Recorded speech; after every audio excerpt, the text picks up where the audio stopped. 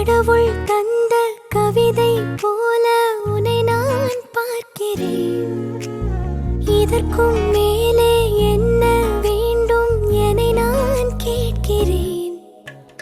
இருவிழியில் இதயம் தூங்க தினசரியும் கனவை வாங்க இனி இவளின் இரண்டாம் பாகம் நீ அல்லவா? பேசும் மழையே நனைய வரவா?